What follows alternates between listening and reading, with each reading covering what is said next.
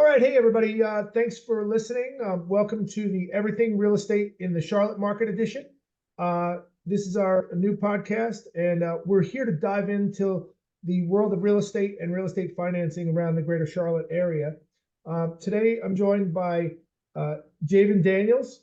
And Javin, I'll allow you to introduce yourself. Go right ahead. Tell us a little bit about yourself. Yeah, thank you, Jonathan. Sorry for being in the car. Real estate calls and you have to be mobile. But no, yeah, Javin Daniels, Daniels Real Estate Group, been in real estate for over 8 years now. Been in Charlotte, North Carolina for 10 years this month. Been with several firms over the past few years, well, over my career. But this has been going on my fourth year as a broker, owner, operator of a boutique firm. And work with a lot of buyers, work with a lot of sellers, do a lot of investment properties, and just got into development and helped close a 14 townhome development not too long ago, late December of last year. So just, sticking and grooving and moving and just trying to catch up and keep up with the market. Awesome, awesome. Well, it's great to have you here today, and I'm really excited to talk to you. We try and interview some folks that have some history and have some good background, and that's why we have you here today. So let's just jump right in. First and foremost, I want to ask you, really, I want to get an overview of the greater Charlotte area and the real estate market for the greater Charlotte area. So can you give us a snapshot of the current real estate market and what's going on? Yeah, I mean, right now we have a ton of, well, I mean, it's not a ton, it's low inventory, right? We have Right. a lot of the interest rates have put a strain on real estate for the most part. But I mean, I'm getting new leads. I'm getting people relocating here and wanting to relocate here from up north, from down south, from the West Coast, from the Midwest, every day. But we are having a hard time finding one, we can't build fast enough. And then since the interest rates are a little bit higher, people who have homes that have been pre-existing, they're locked into 2% interest rates, 3% interest rates, and they don't want to move.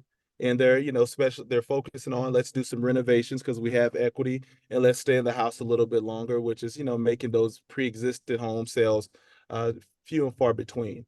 But Gotcha. I would say, relocating clients are coming here all the time, and they're still, I think the average is what, 165 people moving here a day.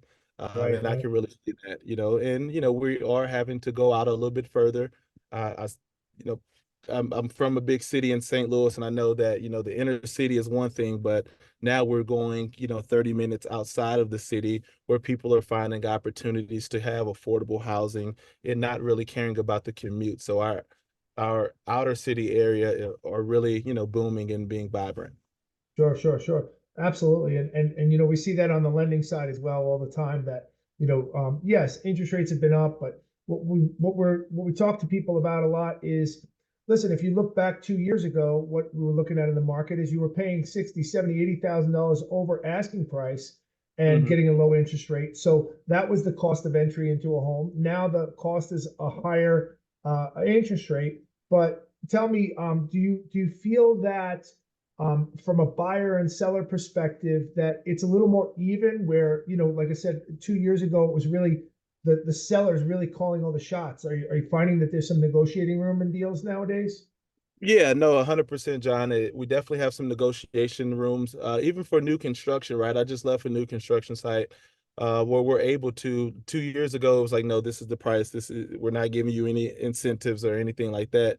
Now, they have 20,000 down, 6% that you can get towards closing costs.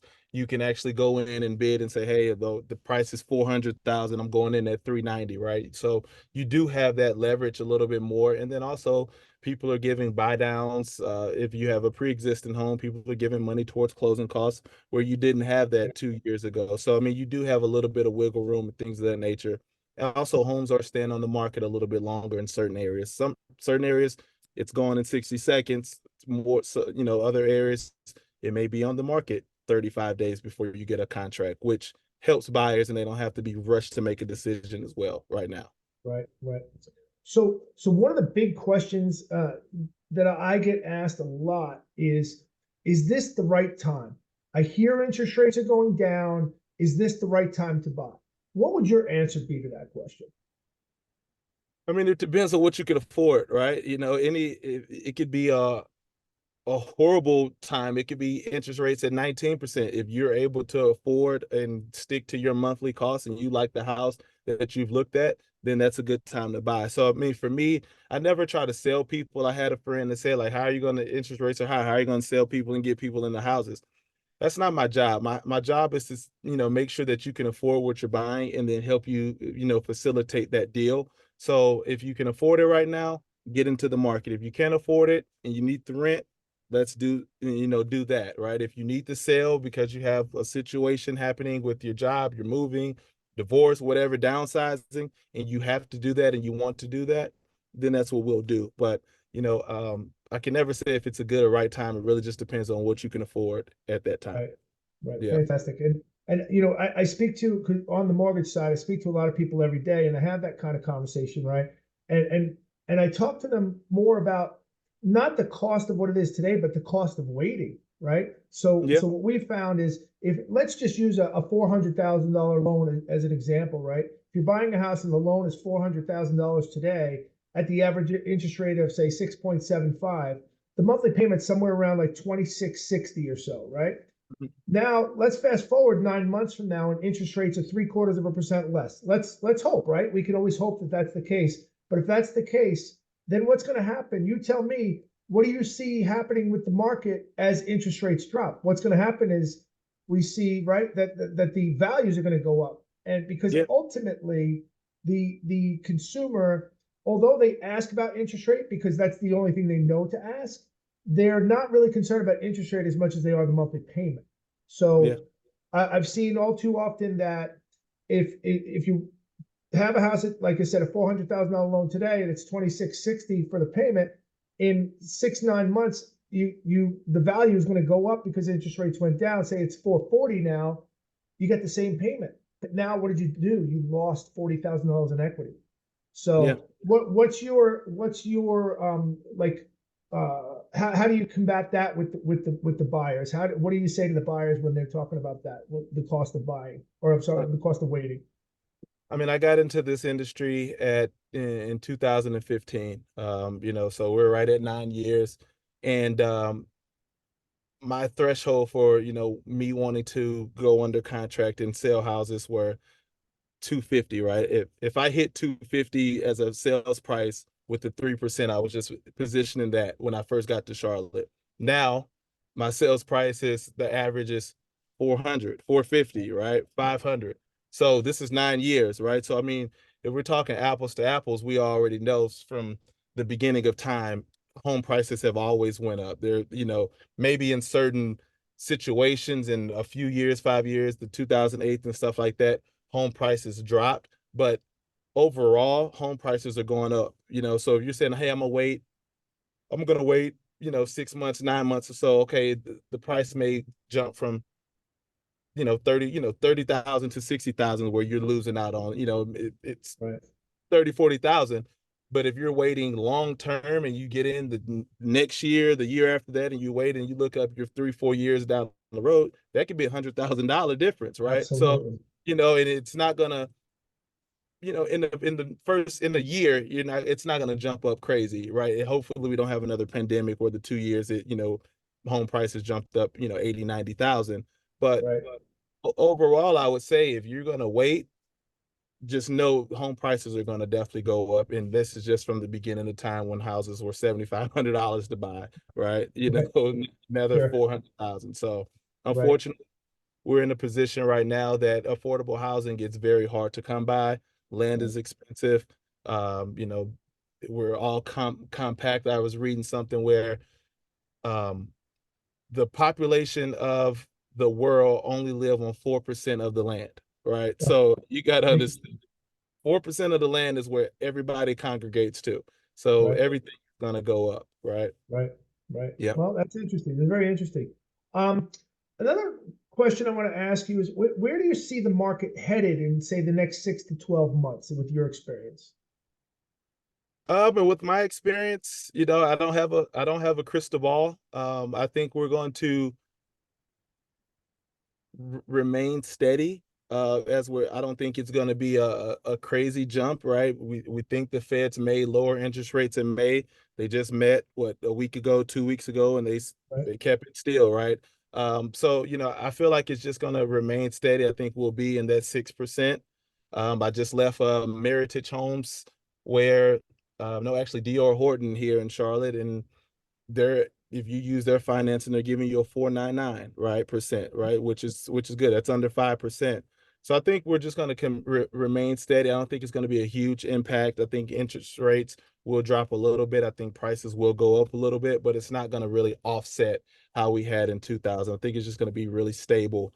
I honestly think after the election is when we'll see maybe a bigger difference. We all know we have to be in a little bit of turmoil Right. during election before a president comes so they can give us hope. So Right. Exactly. yeah, so I think we may have a little bit more after 2025. Right. Right. Well, Yeah. like you said, you work with a lot of buyers and sellers. What kind of advice would you offer to buyers navigating this competitive market in Charlotte right now? For buyers, it's pretty much, the advice that I would give buyers is do what you can afford, right? I think everybody, especially if you're your first time home buyer, you want the world, right? And we know that unfortunately you have to just get in. Real estate is a point of just breaking the barrier, getting in, and then using that to like elevate your status. So for me, it's like get what you can afford, don't settle, right? But also be willing and open to compromises of what you thought that first house is going to be, right? And from experiences, I'm dealing with a girl. She's coming and relocating from Virginia. She's 26 years old, wants to get in the market. Her price range is right at 300,000. It's very scarce right now, right? You're going to have to go outside the city limits. But at the same time, I've been in this and helped friends who were 26, single, bought a house for under 300,000. 5 years later, got married, had a kid. We're selling that one, getting 80,000, 90,000 of equity, and then buying Right. another house and putting that money towards it. So I've seen it time and time again. Just get in what you can afford. Don't break the bank. Don't be house poor.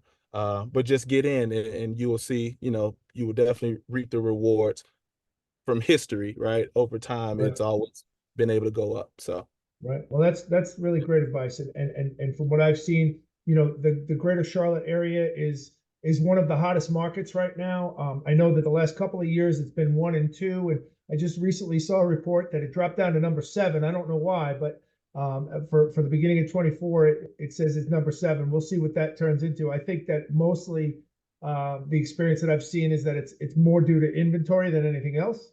But mhm. I know that where you are, you're remind us where your office is located, like the area that you mostly work in. I mean, I work everywhere. I mean, I have a closing in Moore, South Carolina, which is about an hour and a half away on Okay. Thursdays. I mean, I'm North Carolina, South Carolina. My office is, directly in the South End, Dilworth, kind of the uptown area. Okay. But I do service. I service everything. I'm going to Salisbury, if you're familiar with that. I have some Yep. houses out there that I'm, selling and stuff like that. So pretty much All right. work everywhere. Yeah, Awesome. Awesome. yeah. And So, then for sellers, my advice for sellers is, um, if you don't have to sell, unfortunately, it doesn't help buyers.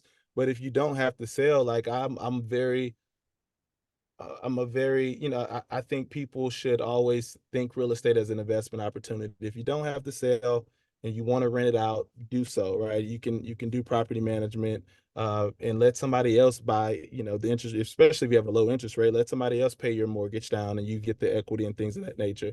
But if you right. have to sell, which you don't want to buy again, that's totally fine. But I think it's just you always just got to do what's right and best for your situation. But always, you know, assess every situation. Awesome.